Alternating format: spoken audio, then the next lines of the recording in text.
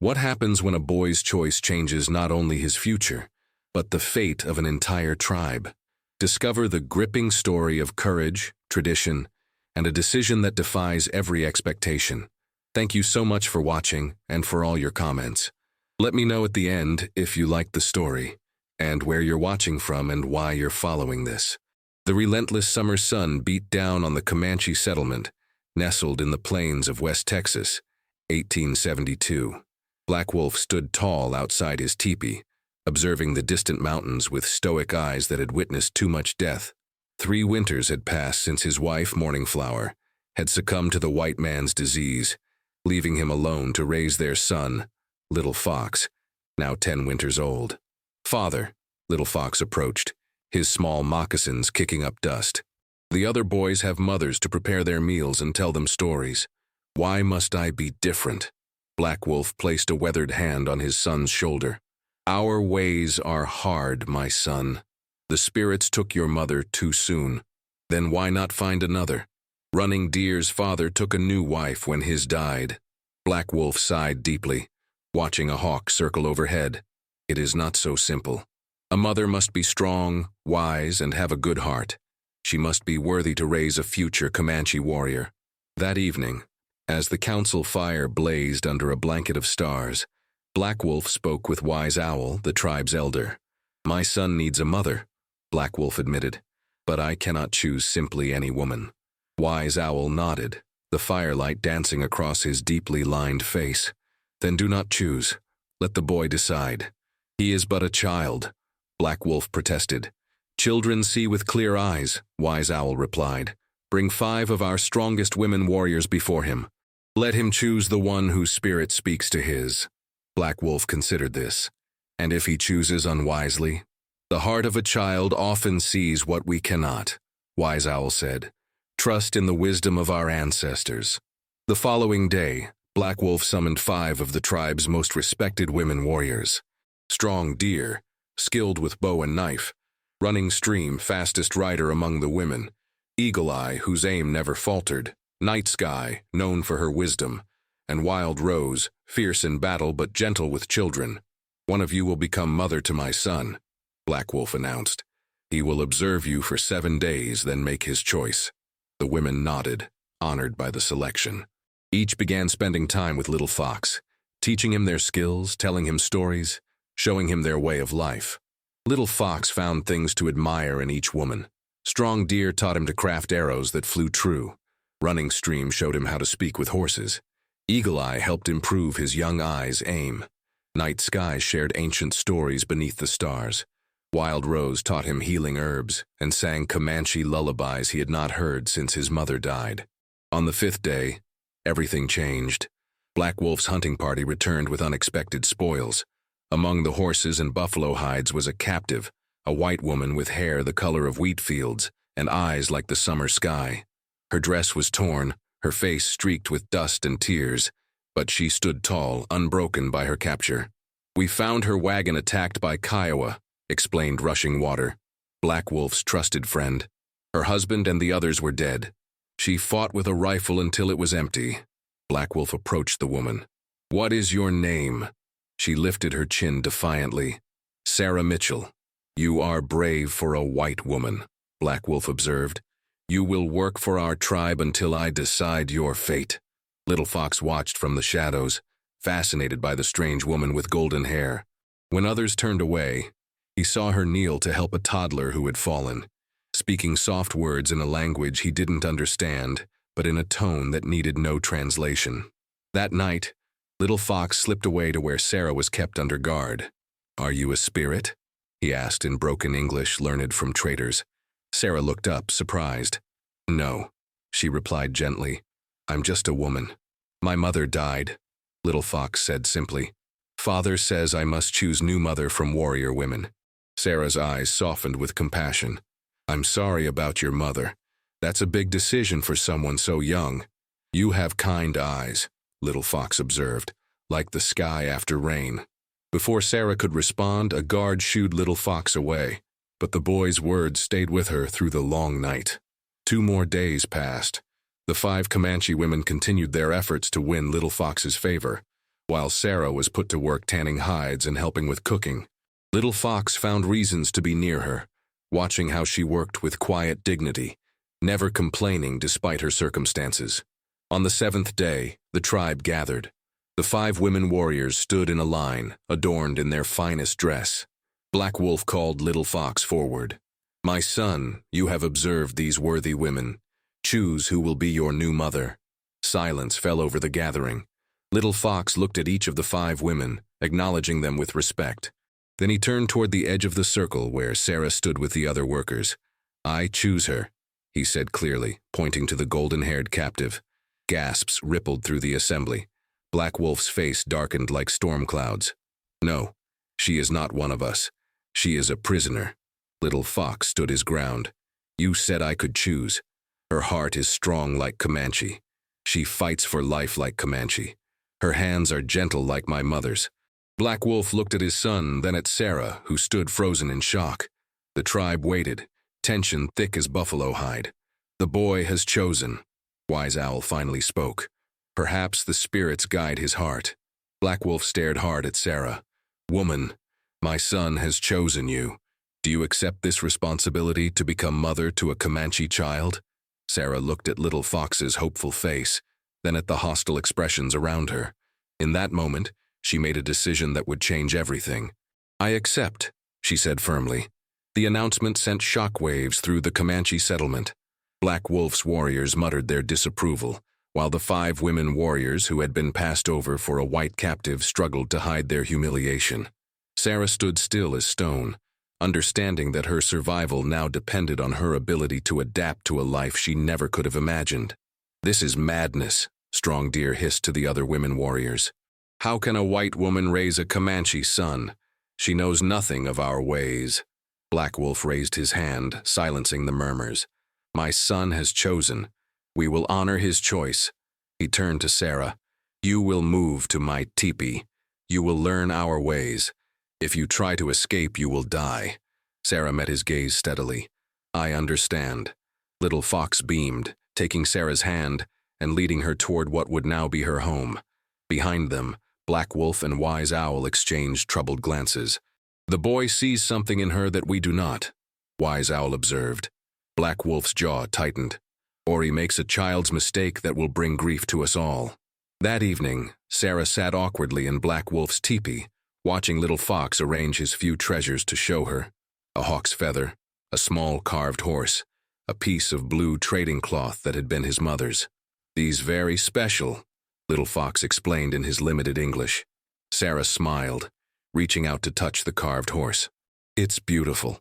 Did your father make this?" The boy nodded proudly. "Father, best carver in tribe."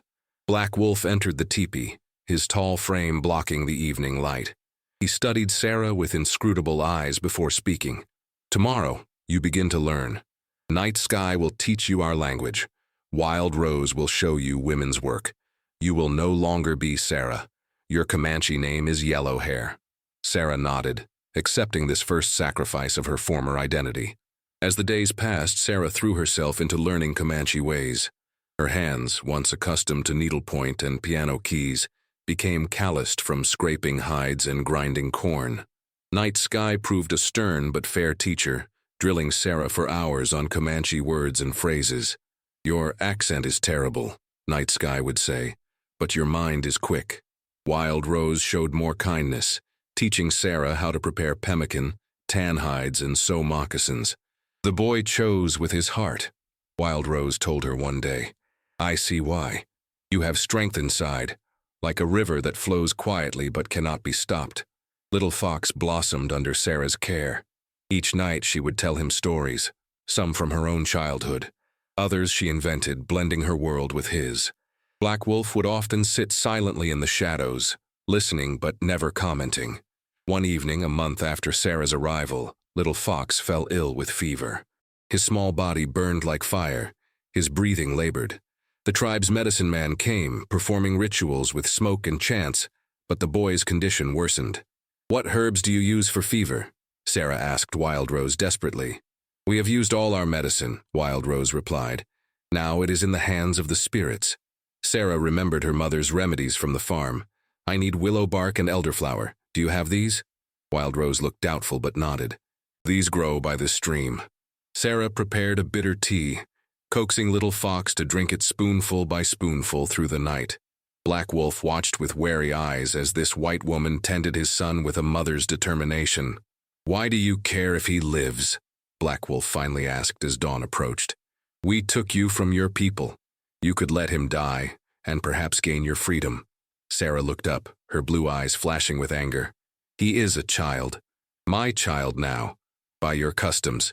I would sooner die myself than fail him. Something shifted in Black Wolf's expression. Not warmth, but perhaps respect. By morning, Little Fox's fever had broken. As the sun rose, he opened his eyes and smiled weakly at Sarah. Mother, he whispered in Comanche. Tears sprang to Sarah's eyes as she smoothed his hair. I'm here, my brave one. News of Little Fox's recovery spread through the tribe. The medicine man claimed credit for the healing spirits, but everyone had seen Yellowhair's tireless vigil. Attitudes began to shift. Women who had avoided Sarah now nodded in greeting. Children who had been kept away now played near her as she worked. Even the warrior women began to acknowledge her presence. Strong Deer approached her one day as Sarah collected water from the stream. You saved the boy when our medicine failed, she said bluntly. Perhaps you have some value to the tribe after all. I only did what any mother would do, Sarah replied. Strong Deer studied her thoughtfully. You speak more like Comanche now, less like prisoner. As summer turned to fall, Sarah's place in the tribe grew more secure. She learned to ride Comanche style, her body moving in rhythm with the horse.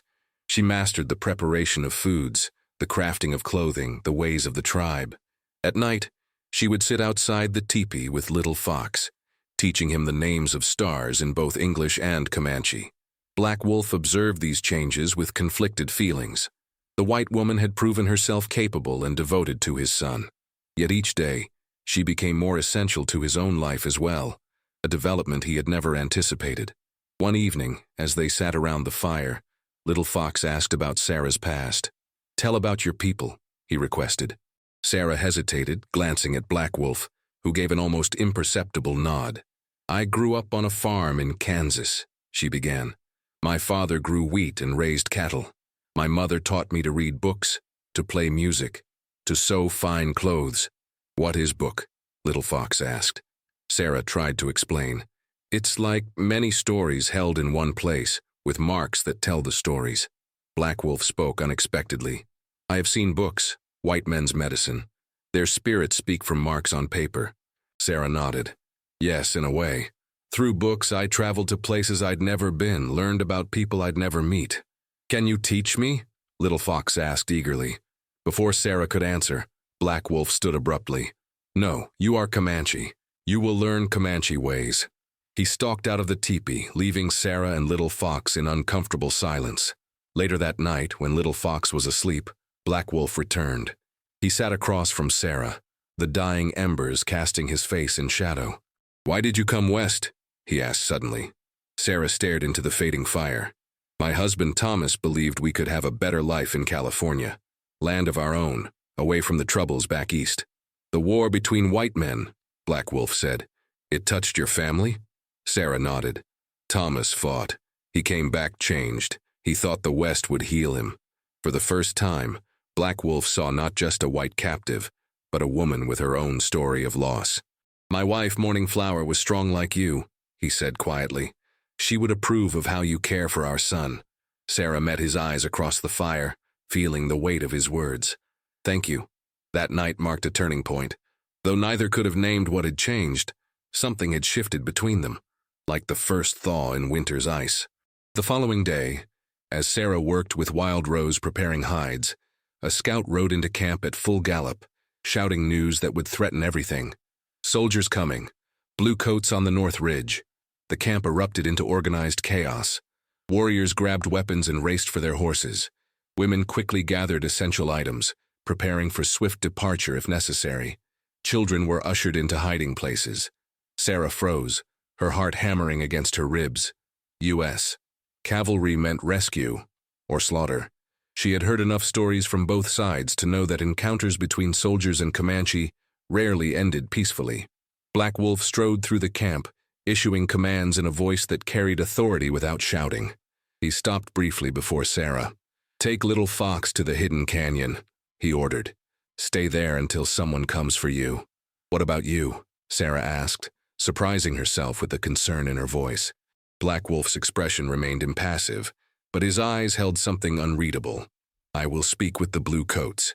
They may only be passing through our hunting grounds." Sarah knew better. They could be looking for captives, for people like me. "Are you eager to return to your people?" Black Wolf challenged, studying her face intently. Sarah glanced at Little Fox, who was watching them with worried eyes. 6 months ago, she would have given anything to be rescued. Now the answer wasn't so simple. "I will take Little Fox to safety," she said instead of answering directly. Black Wolf nodded once, then turned to his son. "Obey Yellowhair. Show her the secret paths. Remember you are Comanche." Little Fox straightened his small shoulders. "Yes, father." As Black Wolf moved away to join his warriors, Sarah quickly gathered food, water, and blankets. Little Fox took her hand, leading her toward the back of the encampment where a narrow trail disappeared into dense brush.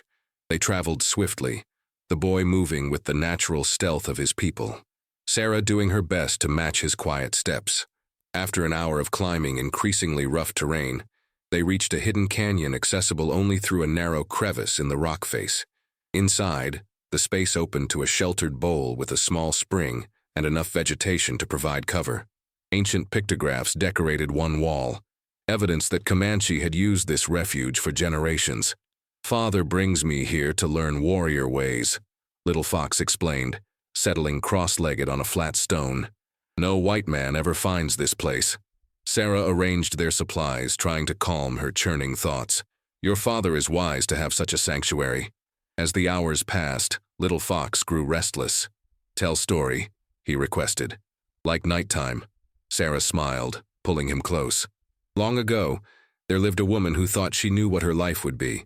She had plans, dreams of a farm with children and animals, but the Great Spirit had different plans for her path. She wove a thinly disguised version of her own journey, watching as Little Fox's eyes grew heavy. By the time she finished, he was asleep against her shoulder, his face peaceful despite the danger that might be unfolding below. Sarah gazed at the boy's face, marveling at how completely he had claimed her heart.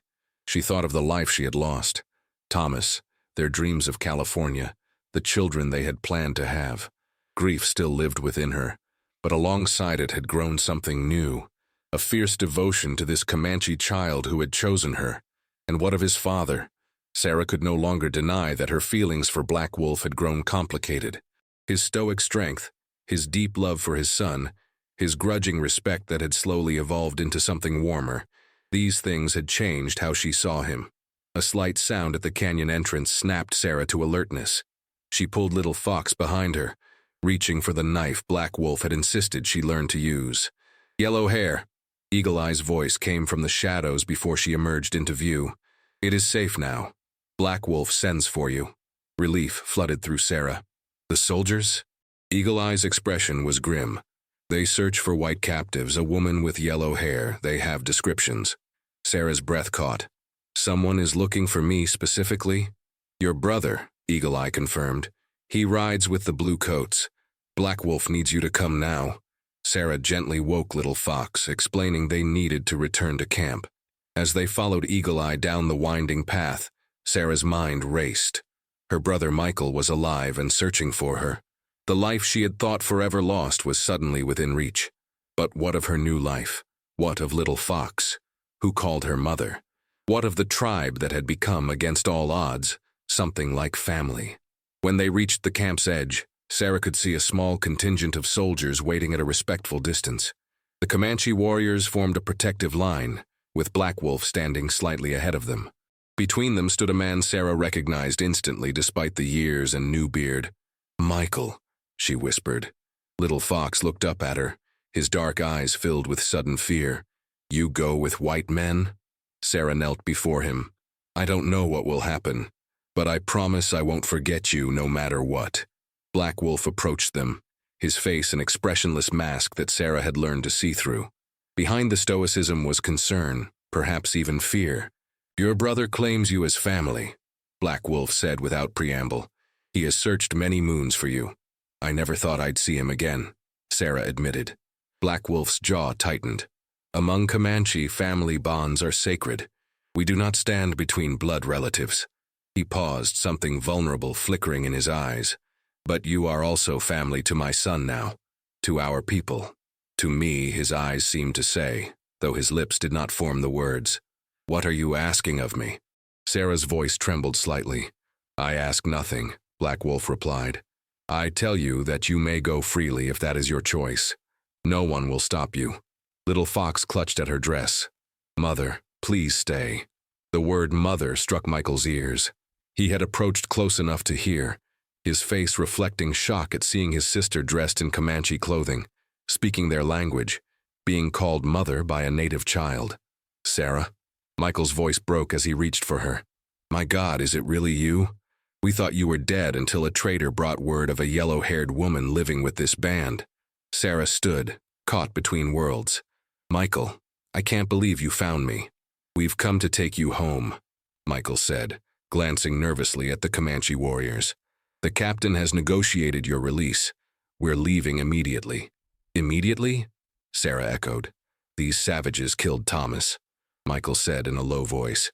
They've held you captive for months. Of course we're leaving immediately. Sarah flinched at his words. It wasn't this band that attacked our wagon train, and I'm not a prisoner anymore. She looked at Black Wolf. I'm family. Michael's expression hardened. You can't be serious. Whatever they've forced you to say or do. No one has forced me, Sarah interrupted firmly. I chose to become Little Fox's mother. I've learned their ways, their language. These people have shown me respect and acceptance. They're Comanche, Michael hissed. Do you know what they've done to settlers? Do you know what settlers have done to them? Sarah countered. I've seen both sides now, Michael. Nothing is as simple as we were taught to believe.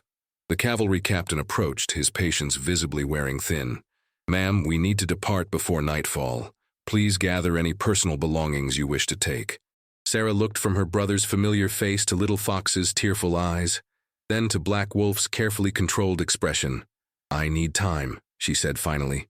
Just until morning. Let me say proper goodbyes. The captain exchanged glances with Michael, then nodded reluctantly. First light tomorrow. We'll camp just beyond that ridge. Any sign of trouble, and we'll return in force. As the soldiers withdrew, Sarah felt the weight of impossible choices settling on her shoulders. Little Fox clung to her, while Black Wolf stood apart, his face unreadable. That evening, the tribe gathered around the council fire. Though no one spoke of Sarah's impending departure, a somber mood permeated the gathering. Little Fox refused to leave Sarah's side, as if his presence could anchor her to their world. Later, in the privacy of the teepee, Black Wolf finally spoke what was in his heart. When you came to us, I saw only an enemy, a burden, he admitted. Now I see a woman of great courage, a mother to my son, He paused, searching for words. A light in our dwelling. Sarah felt tears threatening. I never expected to find a home here, to find family. Then do not leave, Black Wolf said simply. My brother has searched for me. My family in Kansas believes me dead. And what does your heart tell you? Black Wolf asked, moving closer. Sarah looked into his eyes, seeing not the fearsome warrior who had once terrified her, but a man who had gradually opened his closed world to include her. My heart is divided, she whispered, as is yours. Black Wolf reached out, his fingers lightly touching a strand of her golden hair. I did not believe a white woman could have the spirit of Comanche. I was wrong. The touch became a caress as his hand moved to her cheek. Sarah closed her eyes, feeling the warmth of his palm against her skin. If you go, Black Wolf said quietly, a part of me goes with you. Little Fox stirred in his sleep nearby, reminding them both of what hung in the balance. Sarah placed her hand over Black Wolf's. I need to walk, she said, to think under the stars. Outside, the night was clear and cold, the Milky Way stretching across the sky like a river of light. Sarah walked to the edge of the camp, her mind in turmoil. Return to the world she knew, to indoor plumbing and proper beds, to books and church socials, to family who loved her, or stay in this harder life, with its deeper connections to earth and sky. its simpler joys and harsher realities, with the boy who called her mother, and the man who had awakened feelings she had never expected to feel again. As dawn approached, Sarah made her decision. The eastern sky was just beginning to lighten when Sarah returned to Black Wolf's teepee. She found him awake, sitting straight back near the entrance as if he had maintained this vigil all night. Little Fox slept nearby, his small chest rising and falling with the deep breaths of childhood. "You have decided," Black Wolf stated, reading her expression. Sarah nodded, her eyes reflecting the determination that had first earned his respect. "I have." Before she could continue, sounds of movement came from the edge of camp. The soldiers were approaching earlier than promised. Led by an agitated Michael, Black Wolf rose in one fluid motion. "Your brother does not trust us to keep our word." Sarah quickly gathered the few possessions she had accumulated during her time with the tribe. A beaded pouch, a small knife, a dress she had sewn herself from soft deer hide. She gently woke Little Fox, whose sleepy confusion quickly transformed into alert despair when he realized what the morning had brought. "You leave now?" he asked, his voice small but fighting to remain brave as befitted a Comanche boy. "Come," Sarah said, taking his hand. "We must speak with your father." Outside, tension filled the air as the soldiers maintained a wary perimeter. Michael stood impatiently at the center of the camp, his face lighting with relief when he spotted Sarah. "Thank God," he exclaimed. "We need to leave immediately." The captain received reports of Comanche war parties gathering to the south. Black Wolf's warriors bristled at the implication, hands moving subtly toward weapons. Sarah stepped forward, positioning herself deliberately between her brother and Black Wolf. "Michael," she said firmly, "I told you I needed until morning. The sun has barely risen. We've indulged this long enough, Sarah," Michael replied, his voice tight with stress. "These people killed Thomas. They've held you captive. Whatever sympathies you think you've developed, it's just confusion. Chaplain Evans explained it to us. Captives sometimes form unnatural attachments to their captors." Sarah felt a flash of anger. "Do not presume to explain my mind to me. I am thinking more clearly now than I have in years." The cavalry captain approached, his hand resting meaningfully on his sidearm. "Mrs. Mitchell, we need to depart. Your brother has arranged passage all the way to Kansas." Sarah looked at the soldiers, at her brother's pleading face, then back at Black Wolf and Little Fox, who stood straight and proud despite the fear she could read in the boy's eyes. The moment of choice had arrived. "I'm staying," she announced, her voice carrying across the suddenly silent camp. Michael's face contorted in disbelief. "What? That's impossible. Sarah? You can't mean—" "I have made my decision," Sarah interrupted, moving to stand beside Black Wolf and Little Fox. "This is my family now. This is where I belong." "They've bewitched you," Michael insisted, reaching for her arm. "Or threatened you. You can tell me the truth now, Sarah. You're safe." Sarah stepped back from his touch. "The truth is that I have found something here I never expected. I have a son who needs me." She placed her hand on Little Fox's shoulder. "I have a people who have accepted me despite every reason not to." "And him?" Michael demanded, gesturing toward Black Wolf. "Is he the reason? Has he forced you?" "No one forces Yellowhair to do anything," Black Wolf interjected, using her Comanche name deliberately. "She has the spirit of a warrior woman. She chooses her own path." The captain looked increasingly uncomfortable. "Ma'am, I'm not authorized to leave an American woman with the Comanche, regardless of her preferences." "Then you must take me by force," Sarah replied steadily, "and I will escape and return as many times as necessary." Little Fox, understanding the gravity of the moment, moved closer to Sarah. "My mother stays," he declared in English, his accent thick but his meaning clear. A tense silence fell over the gathering. The soldiers looked to their captain for direction, while the Comanche warriors waited for Black Wolf's signal. One wrong move could ignite violence. Surprisingly, it was Wise Owl who broke the impasse. The elderly man approached slowly, his weathered face impassive as he addressed the captain. "Many winters ago," he began in heavily accented English, "white men made paper with Comanche. Treaties say Comanche people choose their own way on Comanche land. This still Comanche land. Yellowhair chooses Comanche way. Paper still good?"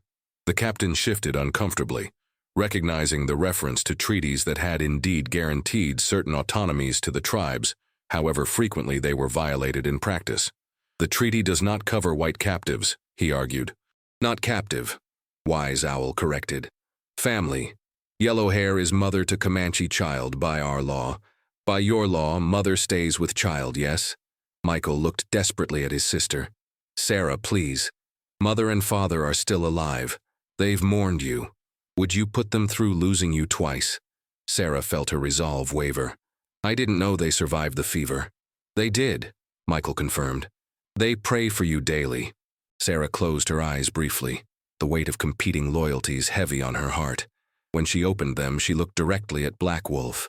I must see my parents again, she said softly in Comanche. They believed me dead.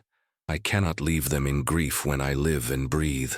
Something shifted in Black Wolf's eyes, a recognition, perhaps even respect, for her decision. Family bonds were sacred to the Comanche as well. Then go to them, he replied in the same language.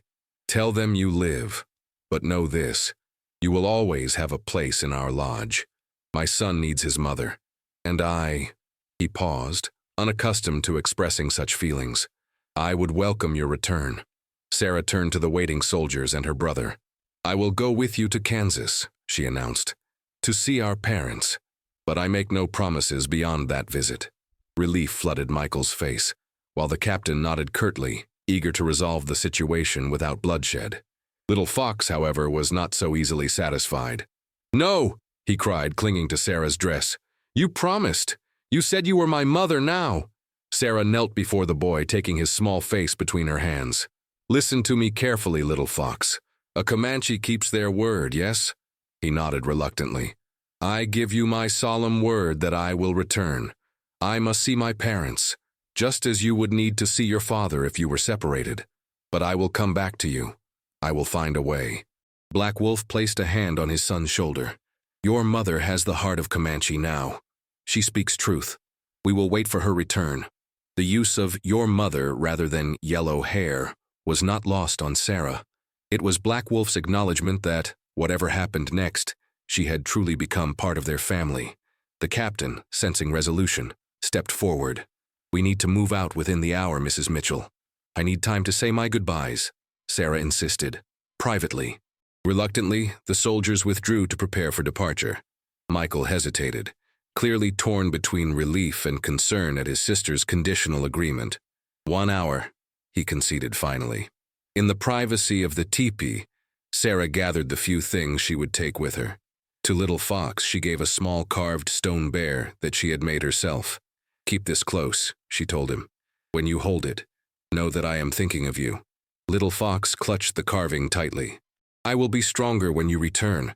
I will learn to hunt like father, and I will be proud of you, Sarah promised, embracing him fiercely. When the time came for her to speak with Black Wolf alone, words seemed inadequate. They stood facing each other, two people from worlds that had been meant to remain separate. I will bring gifts when I return, Sarah said. Books for Little Fox to learn both ways, seeds for plants that will help with healing. Black Wolf stepped closer. Bring only yourself. That is enough. He reached out, his fingers lightly touching the golden hair that had given her her Comanche name. We will look for you with the spring. I will come with the first flowers, Sarah promised. Nothing will keep me from returning. Black Wolf nodded, then surprised her by taking something from around his neck, a small leather pouch on a thong. This contains my strongest medicine, he explained, placing it around her neck. It will protect you on your journey and guide you back to us. The gesture, so intimate and meaningful coming from a proud Comanche warrior, brought tears to Sarah's eyes. I will treasure it always. As the hour drew to a close, Sarah emerged from the teepee dressed in a blend of her worlds. Her Comanche dress, but with her hair arranged in a style reminiscent of her former life. Little Fox walked beside her, head held high despite his sadness. Michael waited with the soldiers, relief evident in his posture when he saw Sarah approaching willingly. The captain ordered his men to mount up. Sarah knelt once more before Little Fox. Remember your promise to be strong, she whispered, pressing her forehead briefly against his. And remember my promise to return. Rising, she faced Black Wolf one last time. No words passed between them, but a silent understanding flowed like a current. This was not an ending, but a new beginning. As Sarah mounted the horse provided for her, she looked back at the Comanche settlement, at the people who had changed from captors to family, at the boy who had chosen her, at the man who had gradually opened his heart. "I will return with the spring," she called out in Comanche. Black Wolf raised his hand in acknowledgement. "We will be waiting, Yellow Hair." The small cavalry detachment moved out, Sarah riding beside her brother toward a reunion with her past. But as the Comanche settlement receded behind them, Sarah touched the medicine pouch at her throat and smiled. Her future lay clear before her, a life bridging two worlds, teaching understanding where there had been fear, building family where there had been division. And when the spring flowers bloomed across the Texas plains, Yellow Hair would indeed return home to her Comanche family, bringing with her the wisdom of both worlds, a mother to a Comanche warrior, a wife to a Comanche chief, a bridge between cultures that had found, against all odds, a path to peace through the courage of one woman and the clear-eyed choice of a child.